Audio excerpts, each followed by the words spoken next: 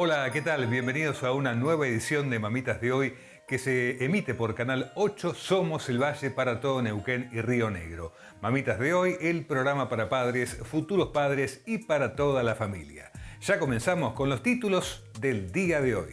Desde Clínica Dr. Roberto Raña, el doctor Guillermo Alarcón, pediatra y gastroenterólogo infantil, nos habla del coronavirus. ¿Cómo puede afectar una infección con el COVID-19 en el caso de ser afectado un chico o un bebé? En el segundo bloque seguimos hablando con el doctor Alarcón, pero en este caso con la explicación de qué es y cómo se manifiesta la alergia a la proteína de la leche de vaca. Hablamos sobre juego responsable. El IJAN, Instituto de Juegos y Azar del Neuquén, trabaja intensamente en los cursos de capacitación previstos para este año y que se iniciarán cuando termine la cuarentena por el coronavirus. Y también se continúa con el tratamiento de la ludopatía. Lo explica la licenciada Wanda Leiner del Departamento de Juego Responsable del IJAN.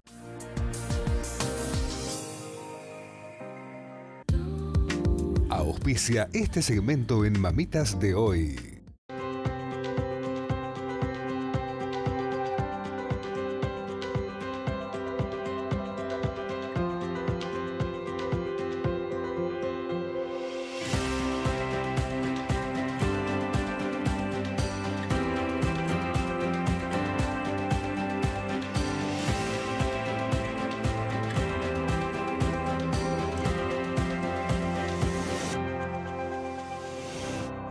Clínica Dr. Roberto Raña, lo llevamos en la sangre.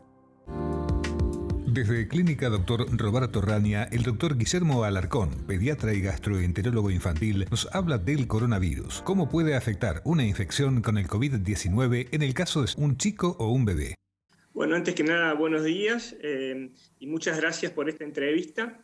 En realidad, tu pregunta es muy buena. Y está bueno que podamos diferenciar esto para llevar tranquilidad a las mamás con respecto a esta pandemia que estamos viviendo en estos momentos. En realidad, el coronavirus en sí mismo puede afectar a los niños y adolescentes, pero la sintomatología, la evolución de la enfermedad es mucho más tórpida en adultos que en la población pediátrica a la cual nosotros estamos tratando. Entonces, si bien puede afectar a esta población, la clínica, la sintomatología y la evolución es mucho más favorable en la población pediátrica que en la población adulta, sobre todo aquellas que conllevan una comorbilidad con otras patologías. Entonces, lo que sí hay que tener en cuenta y el motivo por el cual se hace el aislamiento de nuestra población es el hecho de que ellos sí pueden funcionar como si fuese un vector, es decir, tener la patología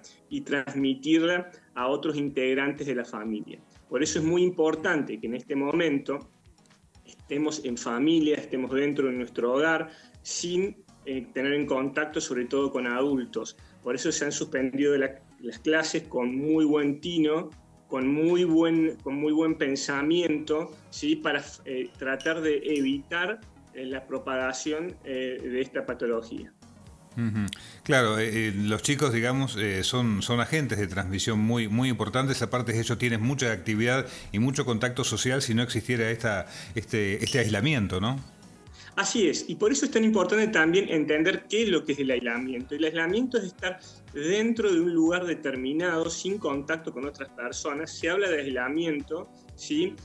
Al hecho de tratar de evitar el contacto con otros integrantes de, por ejemplo, compañeros de colegio, compañeros de club, familiares, fuera del núcleo íntimo de la familia, ¿sí? Es decir, que este momento de aislamiento, este momento para el cual nosotros tenemos que estar juntos en nuestros hogares, no implica que tenemos que estar en contacto, por ejemplo, con primos, con compañeros del colegio, con novias, etcétera, etcétera. Es un momento para estar adentro de nuestros hogares con nuestra familia.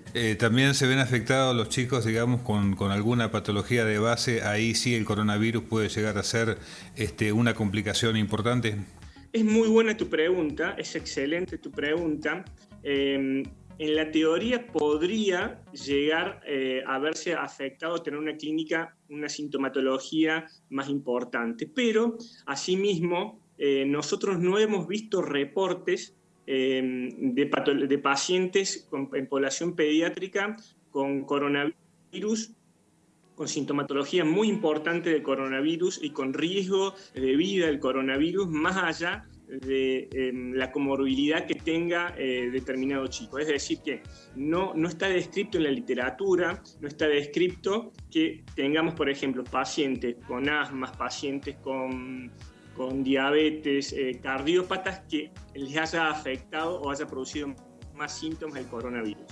Por lo menos no está descrito. Recordemos que esto es un virus nuevo, es una enfermedad nueva, entonces como que se está haciendo la historia paso a paso, día a día y minuto.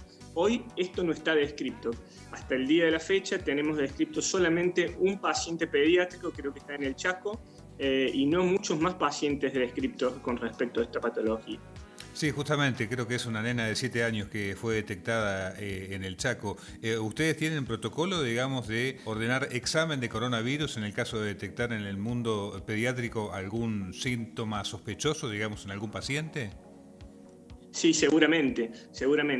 Ahora se están implementando una campaña, se está implementando en el Hospital Castro Rendón, se están preparando todos los recursos habilitados para sostener esta pandemia en el caso de que nos afecte a toda nuestra población neuquina, pero también a la población pediátrica. Es decir, que el lugar donde yo tengo contacto, el centro de referencia, que es el Hospital Castro Rendón, el servicio de pediatría, está preparada, ¿sí?, como para recibir algunos casos si estos se presentasen.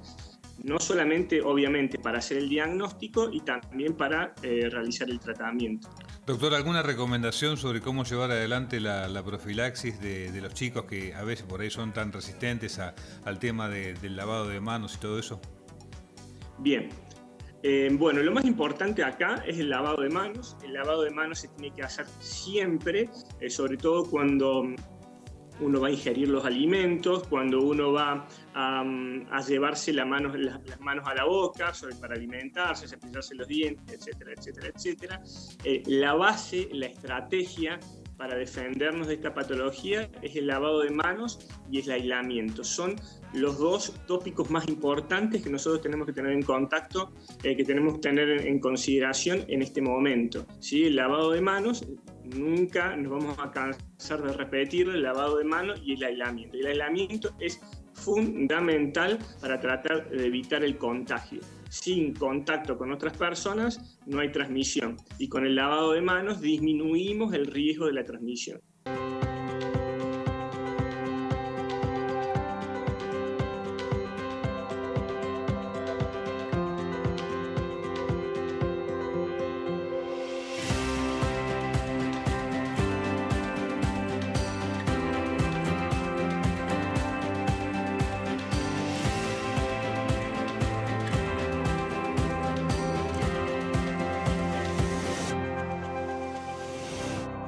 Clínica Dr. Roberto Raña. Lo llevamos en la sangre. Amen Salud, servicio médico a domicilio las 24 horas, con profesional médico, enfermero, servicios de radiología y laboratorio en su casa. También asistencia al viajero, atención en consultorios y muchos más beneficios. Amen Salud, Buque Roldán 36, Neuquén, teléfono 447-1587.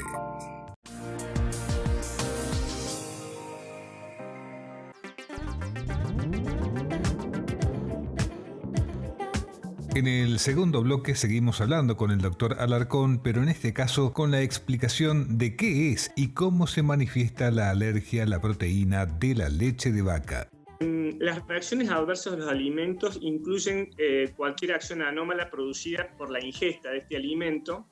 Se clasifican en intolerancias y alergias alimentarias. Las intolerancias alimentarias se producen frente a componentes tóxicos, químicos o por factores propios del huésped. Por ejemplo, acá podemos llegar a nombrar la intolerancia a la lactosa.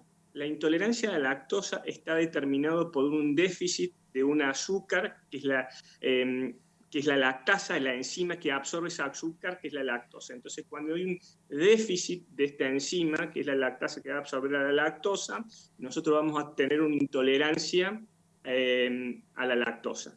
Bien, después tenemos lo que tiene que ver con la alergia a la proteína de la leche de vaca, que es una reacción de hipersensibilidad, ¿sí?, por un mecanismo inmunitario.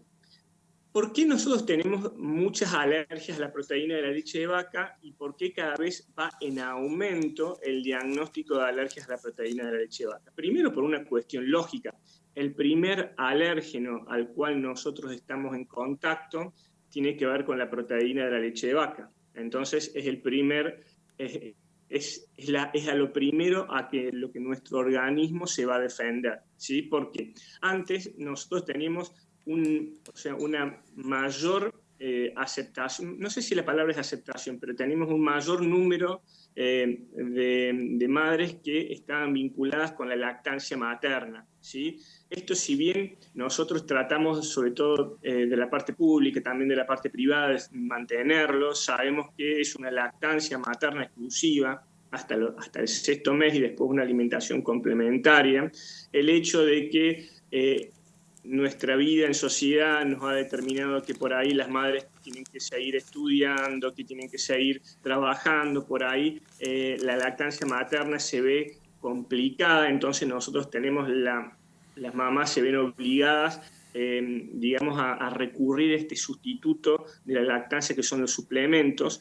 Esto puede desencadenar una alergia a la proteína de la leche de vaca, sobre todo en pacientitos que están predispuestos a esto. Se dice que los hijos de padres alérgicos tienen mayor riesgo de desencadenar alergia a la proteína de la leche de vaca que chicos que no tienen este antecedente, ¿sí? Entonces, para nosotros, cuando nos llega un pacientito, para nosotros como pediatras, como gastroenterólogos, cuando nos llega un pacientito con una sospecha de alergia a la proteína de leche de vaca, el diagnóstico, la mayoría de las veces es la anamnesis, es la pregunta, más allá del laboratorio, de la clínica. Es importantísimo preguntarle a esta mamá si tanto ella como el papá del nene tiene antecedentes de alergia. Y muchas veces nos dice, no, la verdad es que yo no tengo antecedentes de alergia, pero después de los 3, 4 años siempre estuve con una rinitis alérgica, en algunas ocasiones tuve síntomas respiratorios. Bueno, ese es un excelente antecedente para nosotros, nos sirve un montón, porque por ahí a lo mejor sí ha sido o ha tenido una alergia a la proteína de leche de vaca, pero que en aquel momento, ¿sí?, el diagnóstico por ahí no lo podíamos realizar porque no se conocía tanto de las alergias como se conocen ahora en este momento, ¿sí? Y la clínica era un cólico, era un retorcijón, diarreas esporádicas, pero el chico lo iba solucionando solo en la medida que iba haciendo la tolerancia. Bueno, ahora tenemos muchas más herramientas, muchas más armas, muchas más formas de hacer el diagnóstico con respecto a esta patología.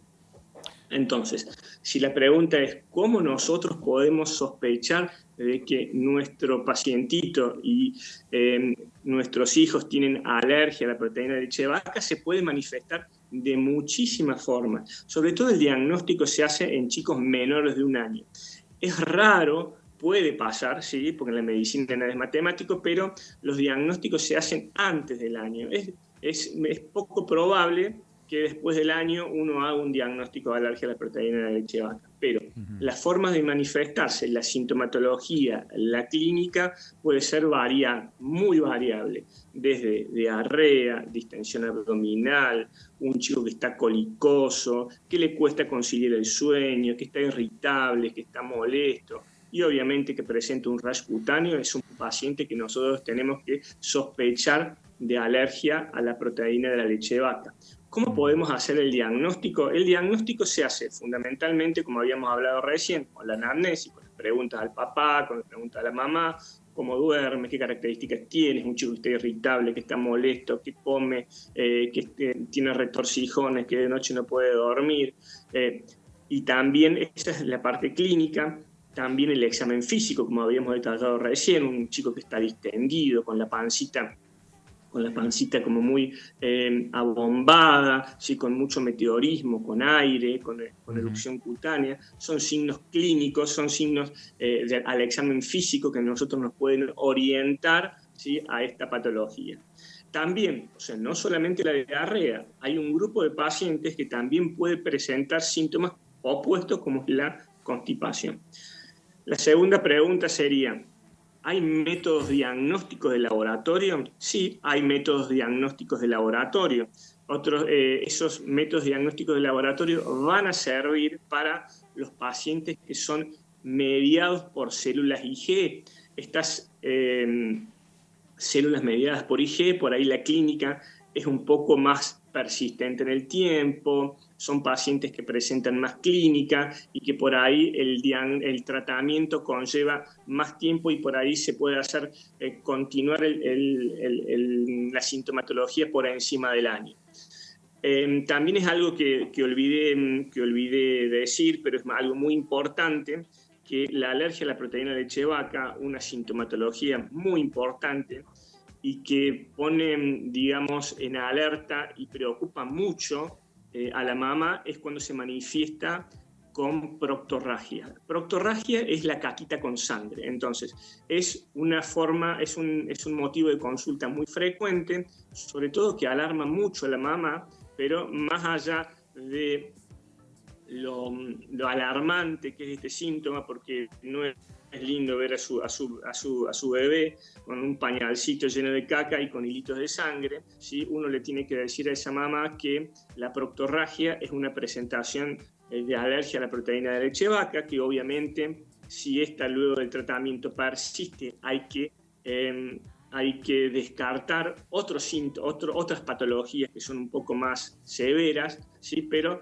en más del 90% de las proctorragias esto está vinculado con alergia a la proteína de leche de vaca, que con un tratamiento adecuado y con una dieta estricta para la madre, libre de proteína de leche de vaca, si ella se encuentra consumiendo lácteos y obviamente con lactancia materna, se puede llegar a revertir esta situación y en la mayoría de los pacientes entre el 9º mes y el año sí se produce una tolerancia a la proteína de leche de vaca y la resolución final y total de la sintomatología.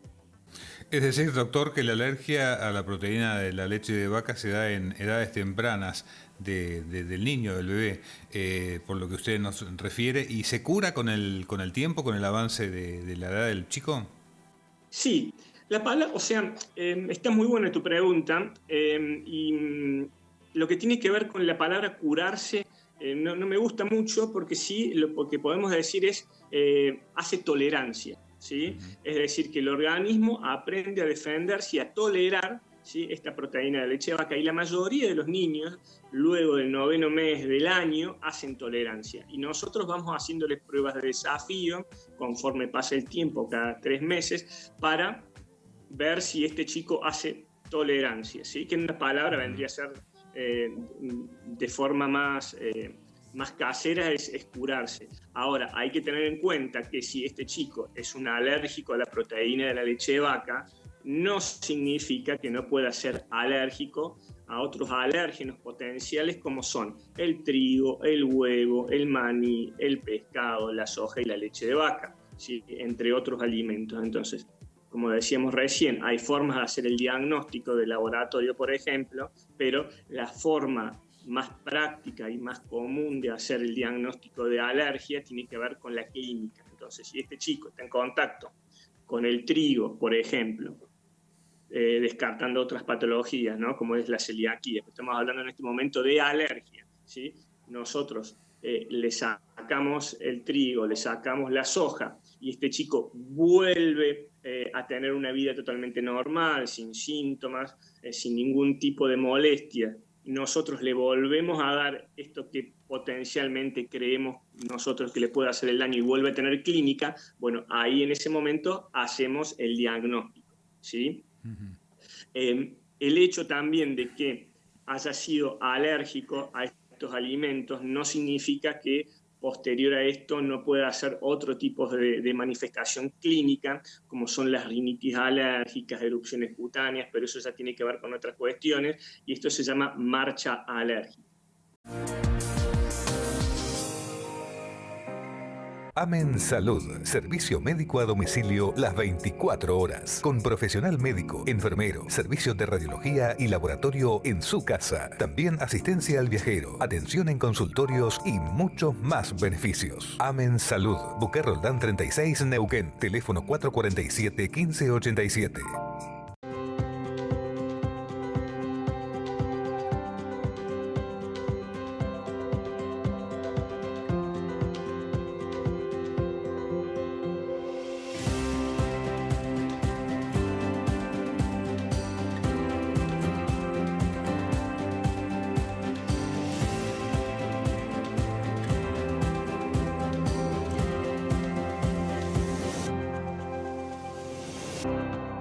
Clínica Dr. Roberto Raña, lo llevamos en la sangre.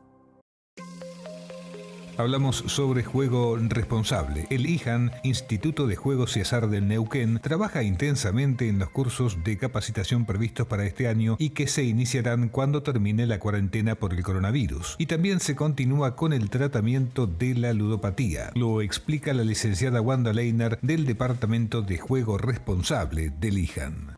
Nosotros este año tenemos organizado y en carpeta darle un impulso muy fuerte a las capacitaciones, sobre todo vamos a hacer capacitaciones internas también a nuestros compañeros, a la gente que está en contacto todos los días con el juego, a personas de las agencias de loterías, a personal de casinos, es decir, apuntamos también a que el trabajo no solo tiene que ser puertas afuera, sino sobre todo empezar a fortalecer ya los conceptos, porque bueno, de alguna manera son las personas que conviven todos los días, tanto con las personas que juegan como con el juego en sí, que están pagando premios, bueno, están permanentemente en ese ida y vuelta, y es fundamental que ellos tengan claro, que no tengan prejuicios al respecto y que tampoco se sientan culpables, ¿no? Porque bueno, uno no hace a un ludópata, la ludopatía es una enfermedad que tiene que ver con la persona, con la vulnerabilidad de esa persona, con adicciones previas, entonces bueno, si hay una predisposición a la adicción la va a desarrollar, así se dedique, juegue por otros, o sea, porque ya está en esa persona, digamos, este aspecto que tiene tanto que ver tanto con lo biológico como con un desencadenante, ¿no? Claro, si no se vuelca hacia el juego, se volcará hacia el alcohol o hacia la comida. Exactamente. Por algún lado va a canalizar, digamos, ese problema a la persona, sí, ¿no? Sí, porque hay que entender que las adicciones van cambiando de objeto, ¿no? Muchas veces las personas dejan de fumar y comienzan a jugar, o dejan de jugar y empiezan a comer de manera adictiva. Es decir, mientras no se trate el problema de base, que es la adicción, el objeto puede ser cualquiera. Claro. Licenciada, el año pasado, el 2019, ustedes estuvieron presentes en el Congreso de Psiquiatría que se llevó a cabo en la ciudad de Mar del Plata, invitaron, trasladaron a varios alumnos. Justamente en esos congresos uno lo que puede apreciar es cómo estamos parados o cómo estamos posicionados respecto a otras provincias y a veces respecto incluso a la capital, que siempre tenemos un poco como el mito de que ellos siempre están más avanzados.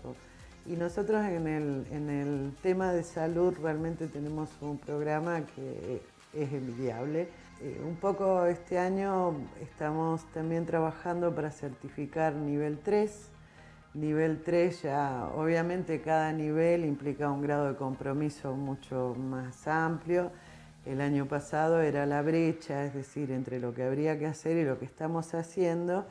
Y este año tenemos que cubrir esa brecha para realmente hacer lo que hay que hacer, ¿no? Que son los programas a nivel global, y en lo que hace a la investigación estamos trabajando muy fuerte, ¿no? Porque, es decir, por un lado tenemos esa investigación que nos va a permitir saber con qué recursos realmente contamos a la hora de que se presente una urgencia, por ejemplo.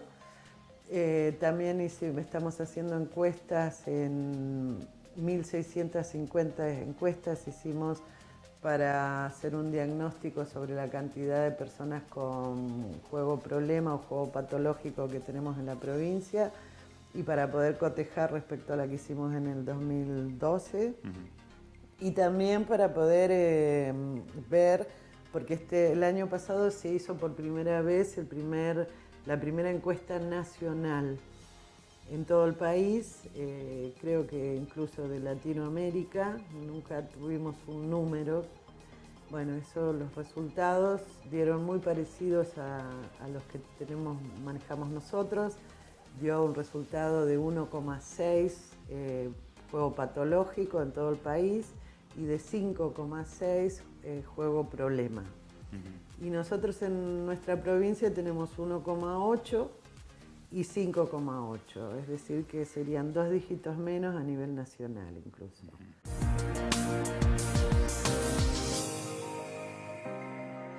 En millones de años, nada ha cambiado allá afuera. Somos nosotros y nuestra fuerza de voluntad la que nos permite adaptarnos a los tiempos, logrando cambiar el curso de las cosas.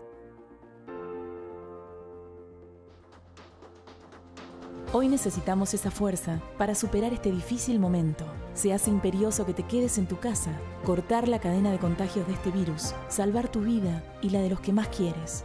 Recibirás el aplauso de otros héroes, los de verdad, los que hoy son imprescindibles, los que están en la primera línea y no pueden estar con sus familias, ni mucho menos quedarse en sus casas. Quédate en tu casa. Lotería La Neuquina.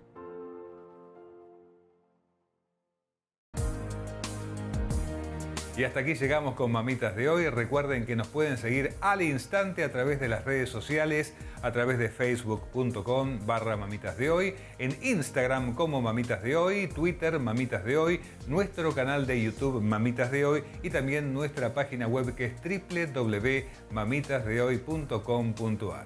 Desde ya, muchísimas gracias y los esperamos la semana que viene.